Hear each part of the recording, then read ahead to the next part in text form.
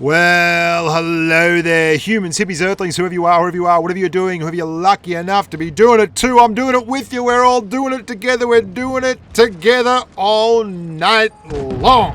Hot diggity McDoggerson, and I'm here to talk to you today about the Batchat and the big change that happened in patch 4.3. That is that the Batchat got its on-the-move camo. It was granted that privilege, that right, that inalienable tanking bit of justice that is the light tanks, soup de jour. It is really the thing that makes a light tank stand out from the crowd, and calling it a light tank when it didn't have on-the-move camo was a bit of a fallacy. That's just my opinion, and that's the only opinion in the world that matters, apparently, because that's what I tend to tell my wife. And this tank is now pretty interesting. Previously, before patch 4.3, they brought this tank in, but everyone just assumed it had light tank camo because every other single light tank in the game had light tank camo, and then they decided not to put it on this. Now, light tank camo is the ability when you're moving along like this at 60 plus kilometers an hour to still have exactly the same camouflage as you'd have when you are completely stationary. Great move there by that object in VK. Really frustrating me. And watch me blow this. Watch me drive into things like a drunken Spaniard. I'm not being anything against the Spanish there. Just, you know, pirates on the Spanish main running around. That's the kind of vibe I'm looking for. So on the move camo was really important. And without it, this tank, while it did have good camouflage, it wasn't in the same class as other tanks, other medium tanks and such. And they've granted it this camo. Now, what's it done for the tank? What I want to do is talk broad terms here. And I looked at some gameplay. I did play quite a few games in the Batchat. And I looked at some gameplay and talked through. I had a plan here. It was to go around here, take a hit from the IS-7, cap out this Object 140, and simply drive out through there. But I missed the shot. And then I managed to drive into the dead carcass, this V75. Don't say I don't show you the ones where I screw up as well. There you go. That's the game-winning move there for the red team. Good going, Bushka. And I want to have a go at the IS-8. Why did you push? But then I think, don't send that because you ran into a tank, you idiot. So where was I? Sorry, I was just blown away by my ineptitude. The Batchat, both from the offensive and defensive perspective, really needed this. Now, offensively, it makes it a more effective spotting tank. That's all well and good. You're able to get closer to targets before they see you, so you can more ably pick up targets for your team. What's it do defensively, though? Well, that's where the real key is. It allows you to exploit some game mechanics to actually be a little bit of a close-in ambush predator at times against medium tanks and the like. Now, it's going to maintain the same degree of crazy speed. I mean, did you just see that flex, that relocation, that deployment of tanking justice from one area to another? Like, we have flown away from that T-54 area there and just scooted around here and are now looking at shots down the gun barrel without being spotted. Now, that's really important. And I'm going to set myself up here using that behind this bit of brush. There's an AMX-50B. It's going to come moseying along there in a second. And we're going to have a shot at him and then hide behind a rock and then have another shot at him and then hide behind the rock. And that's more or less the light tanks. You know, that's the light tank game. You want to maximize the time when they're not shooting at you. I'm using that Leopard 1's hit points now to full advantage.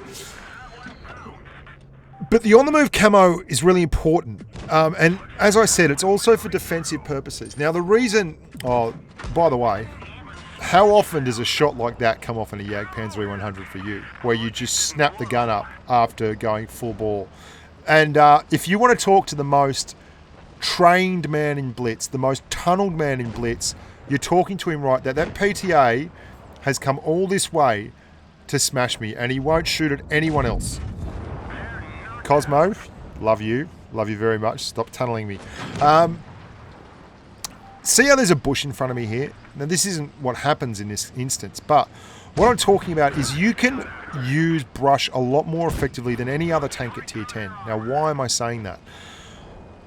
As soon as you move in this tank, you don't drop your camo. So when you fire a shot, the moment that the gun is fired, the counter has already started. As long as you're far enough away, on your camo resetting. Well, no, it starts regardless, but if you're far enough away, they won't see you. So if you're driving around and there is brush in front of you and you fire a shot and you're backing up and moving around and doing all that kind of thing, as soon as you fire, the camo starts resetting. So effectively 9 seconds after you fire the gun, your camo is at maximum value again. And that doesn't mean, well, what it really means, we damage his ammo rack there and put another one in the side of the ammo rack there. But what it really means is that if you need to defensively play with brush, you can. I'm going to show you an example of that here. You can call it brush, you can call it foliage, you can call it bushes, you can call it soft cover, you can call it light concealment, you can call it Dorothy. As long as you understand the concepts, I don't mind. Now there's an Object 140, Pokey Lolita. What a great name. I love that. That tickles my fancy, I just noticed. Pokey Lolita from the Top Clan. I love you. That is a great name. I'm invisible. Slow this down. And it's not groundbreaking stuff, but here's the thing. I'm moving in this tank. Previously, while I was moving this tank, if there was a tank over there, there is actually a reasonable chance that they would see me. Pokey Lolita, you can see there, he's trying to fire a blind one off into the bush. I fire. 3 seconds after I fire, the light bulb's going to go off. And you'll see it just there. It's counting down my reload timer. It gets to 0. 3 second timer. Light bulb goes off. But because this tank now has on the move camouflage, I can go behind a bush and that camo will start resetting while I'm behind the bush without me stopping, which is really important. If you're any other tank in tier 10, you would have to stop for that camo to begin to reset. And once you'd been there for, I think it's 3 seconds, your camo would set properly and you'd be at 100% camouflage. You don't have to worry about that in this Batchat. And that allows you to get into close proximity with the enemy. And that's what I'm trying to do here, but Pokey Lolita had pushed forward, much to his detriment, by the way, because he was in a really bad position. But I would have been able to go back there and do the whole thing all over again and really work him over. And we didn't need to because unfortunately he got caught out of position. Bad luck for the Pokey Lolita. And great name. Love you, mate. Thank you very much for that. Really made my day, that name. Pokey Lolita is right up there with Hello Boobies and the Samoan Ninja for me. Anyway, I digress. I love this game. Love you people. That means that you get a few extra opportunities in your gameplay to stay alive. And you're going to see I push really hard here. I'm playing this primarily as a spotter at the moment for my team, which is really important. Playing this as a spotter for my team and letting everyone else get shots off because of it. I've got everyone. They know who I am too, by the way. And I'm getting tunneled. Again, I reiterate, if you want to talk to the most tunneled man in Blitz, come and say hello to me. It is insane to play on the NA server. Look, ahoy! It's a 263 who's over there looking at me. Like, it's just hilarious. And I'm in real strife here. Now, they can all see me. I'm going to get spotted up again. Very, very low on hit points. In real trouble. What am I going to do? This is the cool thing now. At 5:23, I get behind hard cover. Now, it takes 9.8 seconds for your camouflage to reset. All these numbers are in video on channel. There is a tutorial series.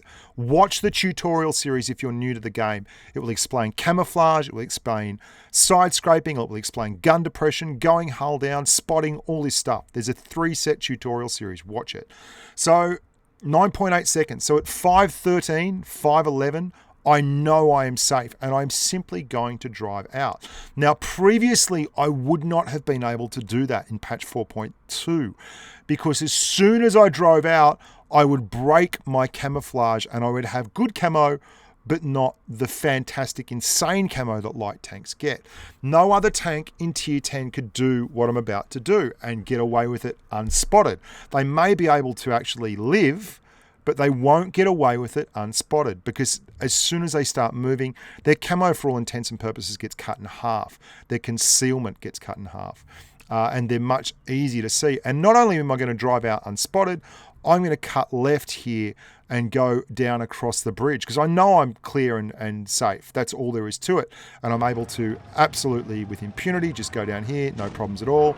And the light bulb won't go off because now I have on the move camo. Now those two situations you saw, and look, there's tanks right there. They would have been within spotting range of every other tank on my team.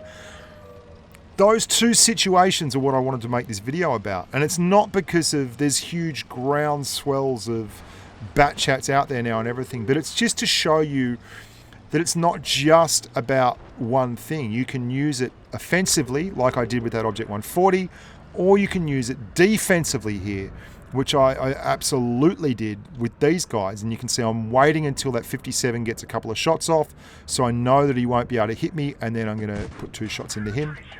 All well and good. And that's about the only damage I think I do all game. We end up winning this one very, very comfortably, and I get the patrol medallion. Ahoy, says the grill. They all knew who I was. They were gunning for me. Fantastic stuff. 800 damage. We might have got 3 shots, and we did 2,300 spotting damage there by getting right up in the face and getting those guys lit up. So there's 2 really good examples of the big change that the Batchat's experienced, and the on-the-move camo has made the tank, because I still think it struggles in terms of damage.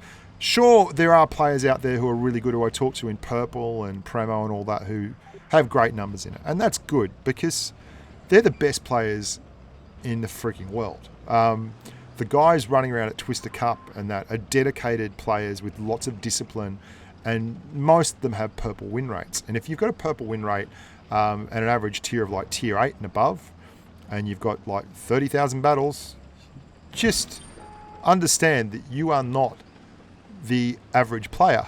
And because of that, you shouldn't be castigating everyone for not being able to be brilliant in all the tanks. So the tank's maintained the burst damage of the autoloader. It's maintained that lovely mobility. It's maintained its low profile. It's got horrible armor, all that kind of thing. But it's now got the ability to move and constantly reset its camouflage. You've got to think of it in that way, guys. It's not always just like you have good camo and you're on the move camo is good. It's also that your camo starts resetting all the time. So you get spotted, and from the moment you're spotted, the game is checking your camouflage and your concealment against the person that spotted you. And as soon as you are out of their range of view, like as soon as they can no longer spot you, it will start resetting immediately. And you're able to do that a lot more effectively because your camouflage on the move is so bloody good that the reset happens earlier. I hope you understand that. I hope I've explained that clearly enough. I hope it makes sense for you. I can't believe this. I just realized that was 2 separate games. Remember the first game I showed you on Temple where I said an AMX-50B is going to come across the top? I completely just blew my own mind here. This is wild. I didn't realize these were 2 separate games, but these are 2 separate games on Temple where I did exactly the same thing and completely called the video exactly the same thing so that it's come up on video, and I've put it in the same video twice. There you go. Probably only very exciting for me that, but there you go. I've probably revealed one of my little secret strats on this map that I like to use when running light tanks, but there you go. That's why you watch the channel. It's a good little spot down the bottom there when that area occurs and the turtle happens up here. You can get shots right up that corridor. So that's the Batchat. That's a bit of a giggle, a bit of a thought for food for thought on why. Yeah, so much for nerfing that to 5mm. And I give this guy, I wait for him to get the gun almost all the way around before pressing the trigger, because I want to give him that full experience, that full feeling of hope, getting all his value for money. Good on him. Because I know that's what I like. And when I'm sitting there in an IS-7, I'm just going, I can hate him, I can hate him, I can hate him, I can hate him. Ah, I'm dead. I'm Bushka Blitz. Love your work, guys. Can't wait to see you tomorrow if you're on the stream. Look after yourselves and stay safe on the battlefield.